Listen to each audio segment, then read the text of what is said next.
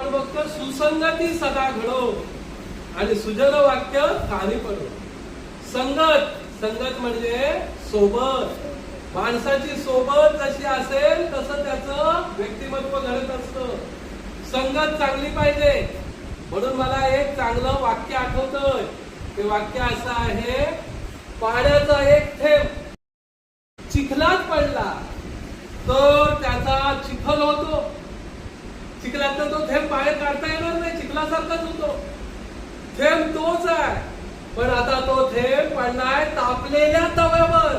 बघता बघता त्याचं अस्तित्व नष्ट होतं, थेंब आपल्याला दिसत नाही. पण पाण्याचा तोच थेंब सुंदर उमललेल्या कमळावर पडलाय. अहो, तो पाण्याचा थेंब मोत्यासारखा चमकतो, चमकतो ना. तोच पाण्याचा थेंब शिंपलाय, शिंपल्याने तोंड उघडलंय, तोंड उघडलं आणि तो पाण्याचा थेंब त्या शिंपल्यात पडला. शिंपल्याने तोंड बंद केलं, त्या पाण्याच्या थेंबाचा काय झाला? मोती झाला, मोती. पाण्याचा थेंब एकच, चिखलात पडला, चिखल झाला. पाण्याचा थेंब तोच, तापल्या तव्यावर पडला, अस्तित्व नष्ट झालं. पाण्याचा थेंब तोच, उमललेल्या कमळावर पडला, मोत्यासारखा चमकला. आणि पाण्याचा थेंब तोच, शिंपल्यात पडला, मोती झाला.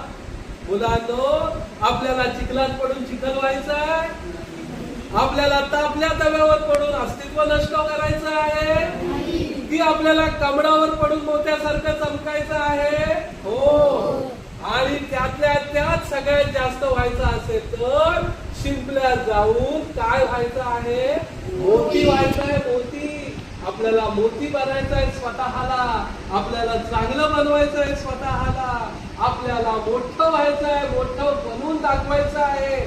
शाळेला, शिक्षकांना, आई बाबांना, गावाला आणि देशाला मोठं करायचं आहे. म्हणून तुम्ही चांगली सोबत धरा ना. चांगल्या संगतीचा फायदा कसा होतो? चांगलाच होतो. लक्षात आलं? Very good.